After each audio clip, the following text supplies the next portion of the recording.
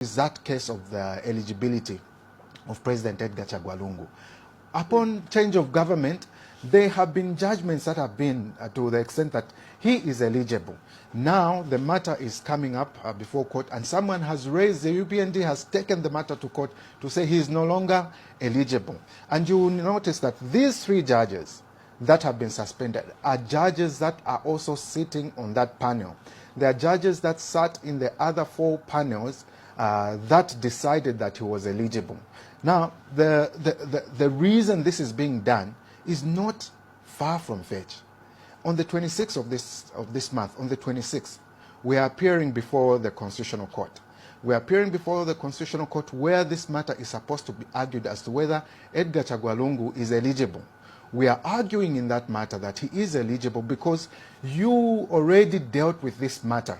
Now the composition is that there are 11 people that are sitting on the bench right about now.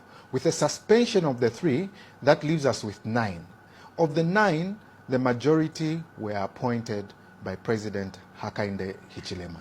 I'm not suggesting anything, but it is telling as to why the president could have moved so swiftly to deal with this matter. Yeah, no, that was going to be my next question. Yes. Because you've obviously heard the talk after this news broke out yesterday. I mean, we know Thursday there's the case there, the eligibility case of former President Edgar Lungu. So you equally feel this is the reason why we've seen the suspension of these 3 judges. Do you equally feel? I mean, we had. It's not rocket science. You heard the conversation we had with Dr. Seshua a few minutes ago, saying this could be a case of revenge on the 3 judges. And do you also feel it's because of the Edgar Lungu eligibility case coming up on Thursday?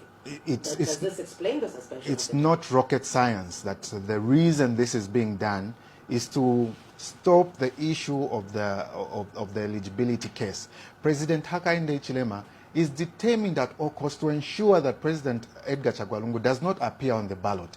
That is the scheme of things in this whole thing.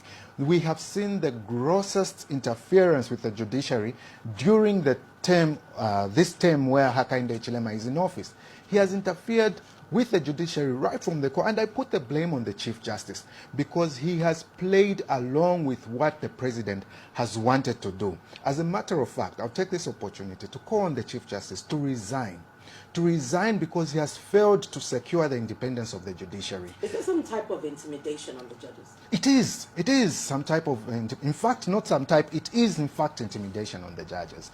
Look at the judges that have been taken out. Look at how easy they've made it to get rid of a judge. Judge Joshua Banda is not there. Judge Muma is not there. Because they were seen to be persons that were not, or the state at least found them inimical to their interest. We have a situation where this president appointed a judge who was not eligible to be appointed as a judge. Judge Malumani. When Judge Malumani was appointed, he was 9 years and 11 months at the bar. He should have been appointed only when he was 10 years at the bar, but they went ahead and appointed him. We raised this issue, went to the Constitutional Court and said, this is wrong. This can't be done. But alas to our dismay, they went ahead and agreed. So we are having judgments that are suiting the executive and defying the very constitution that describes how things should be. That is what we're having. And there's no better way of describing that interference because in one moment, the president